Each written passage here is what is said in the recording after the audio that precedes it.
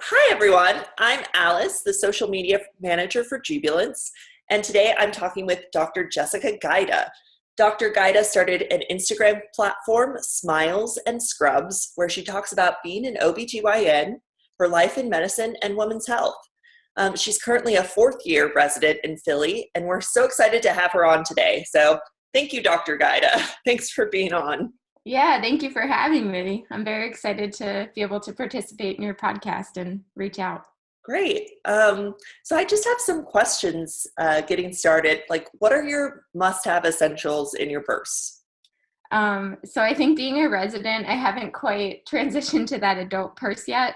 I definitely still use my backpack for Okay. everything. So I literally don't go anywhere without it. So in addition to like my normal wallet and keys, I always have an extra set of underwear and socks because you never know when amniotic fluid's going to get somewhere. Some Advil in case a headache strikes, and then I keep earplugs in my backpack in case I do get a moment to rest on call.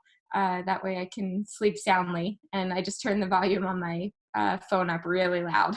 Oh, great. That's Yeah, perfect. yeah. What is your best book that you've read lately? So I do a lot of Audible because my commute's kind of long. It's about 40 minutes there and back. So the best book I've listened to in the past year, it's called Maybe You Should Talk to Somebody, or I'm sorry, Maybe You Should Talk to Someone, by Lori, I'm going to mispronounce her last name, Gottlieb, Gottlieb. Huh. And she is a therapist that goes into therapy. And so she, Oh, wow. yeah, documents her um, kind of experience in therapy and then uses some patient interactions that she had too and shows how them being in therapy improved their lives. So it Huh. was so good. Oh, that's really interesting. I'll have to check that out. I haven't heard of it. Yeah. Yeah, Huh. it was like a 5 star.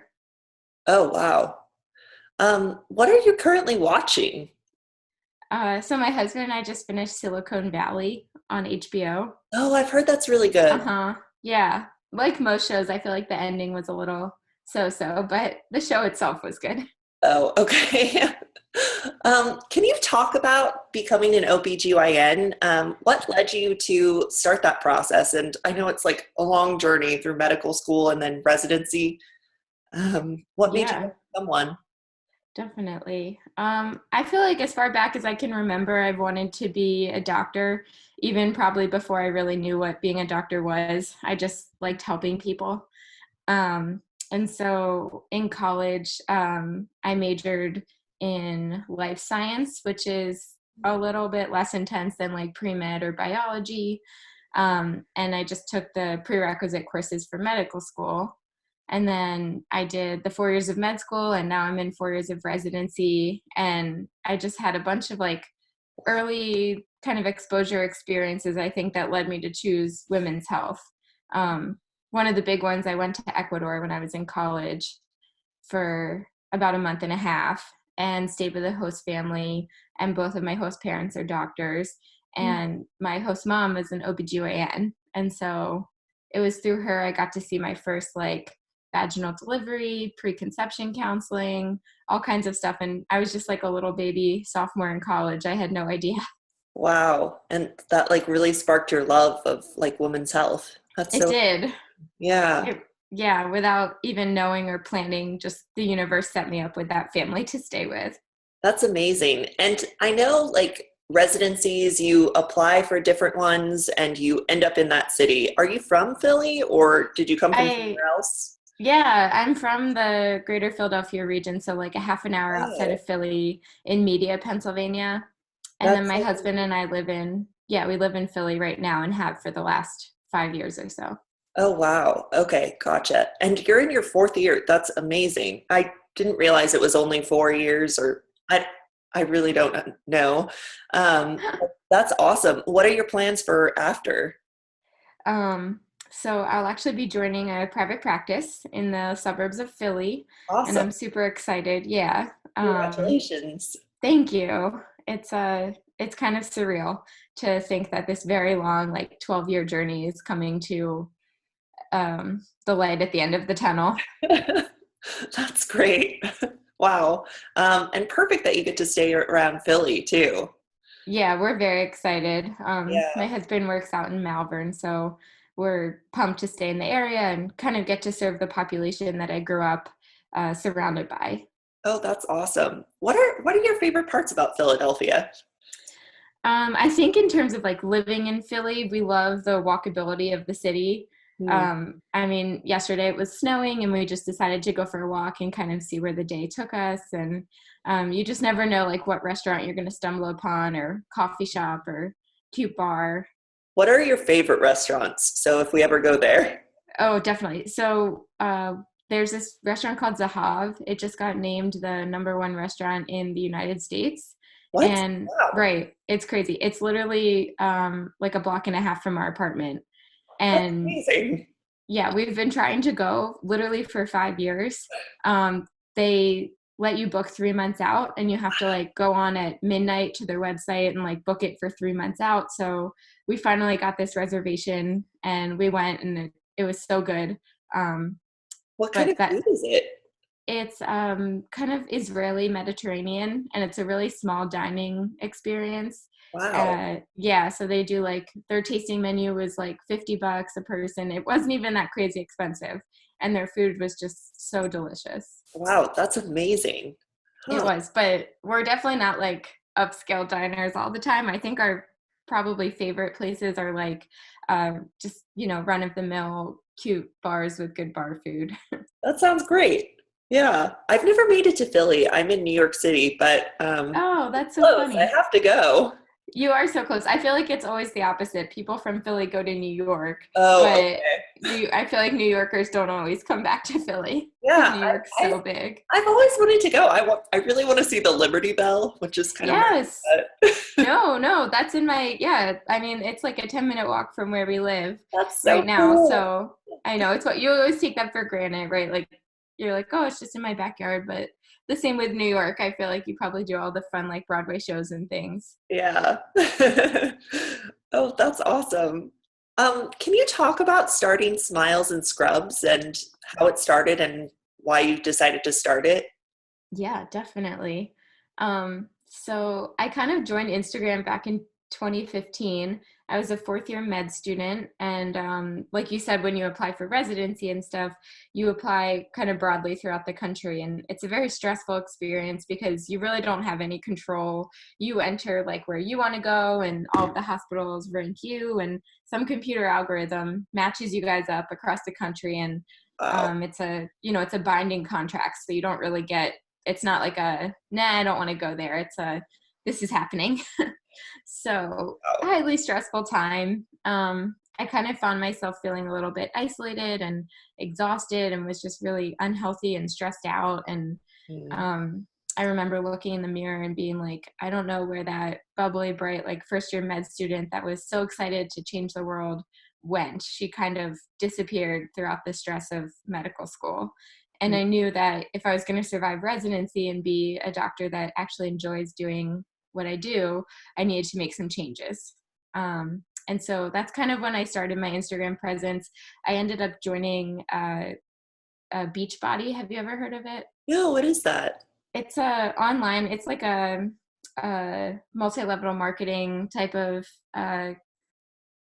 business, if you will, but it's kind of a lot more than that. They do home. There's a whole online like home workout, and they have meal plans, and Oh, even wow. more so like a community of people that are all committed to getting healthy and keeping each other accountable.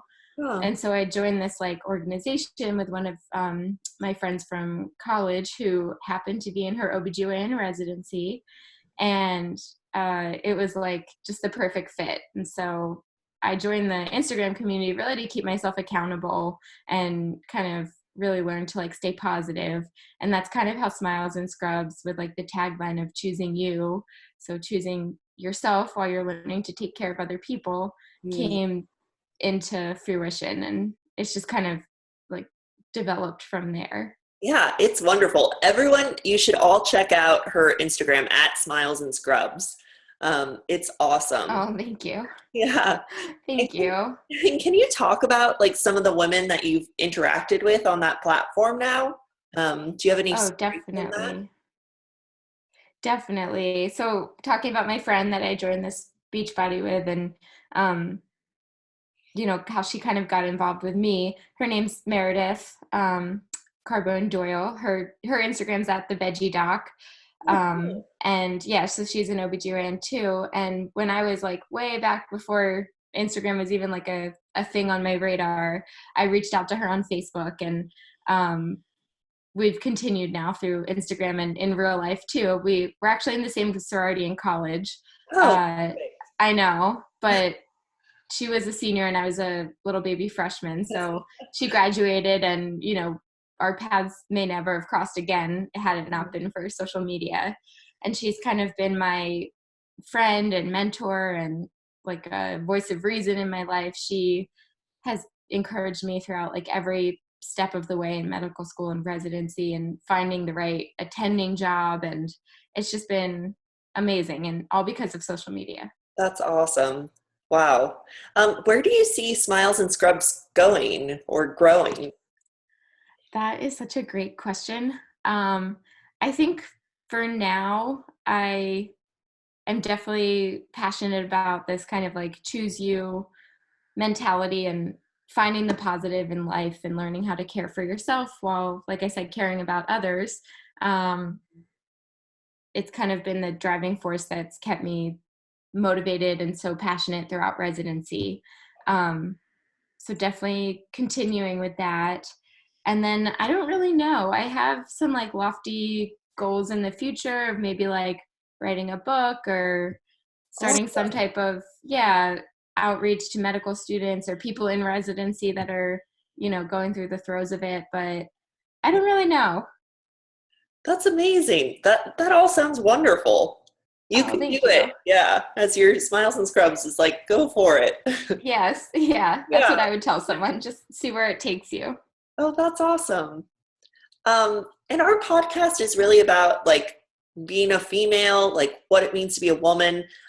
For you, I mean, that definition is constantly evolving and changing with our society. But for you right now at this moment, what is your definition for being a woman? I think yeah, like you said, it's always changing, right? Like I'm a Give me a second. female. I know I'm a woman. I take care of women. I'm one of three girls. That's awesome. It's Me just, too.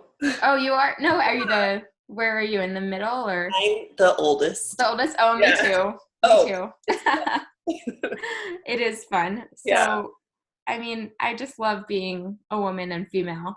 I think today my definition of that would be kind of embracing yourself and not being scared to wear a dress and lipstick and curl your hair just for a regular day of the office, and then being able at the same time to embrace like going home and wearing sweatpants and eating frozen pizza on the couch, and knowing that like you are still the same strong powerful person, regardless of what you're portraying to society, just because of everything that we've done as females.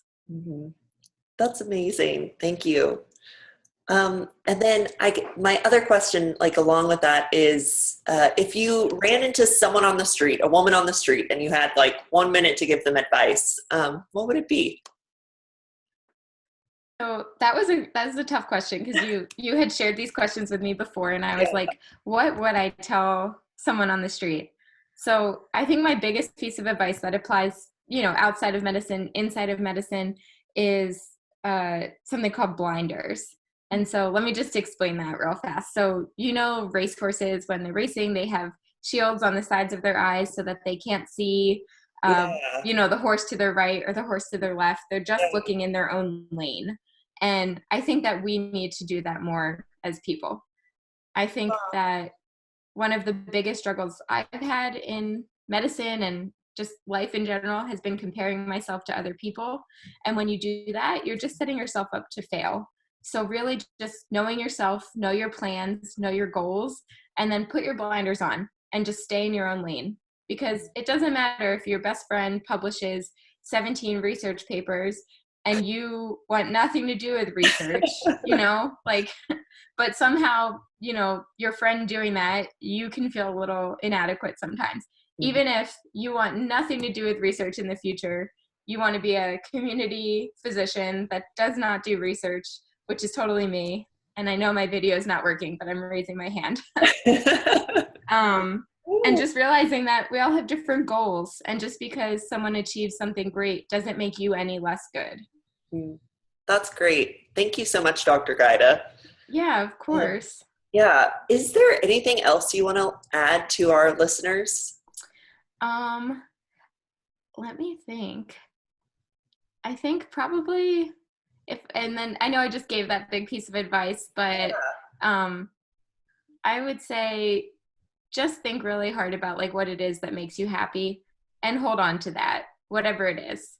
Medicine can take a lot from you, but it's your decision what you give back. So hold on tight to what makes you you and find the good, because there's so much of it. Thank you so much, Dr. Geida. Thank you. Yeah. Thank you for being on. Oh, thank you. I'm so honored I got to participate.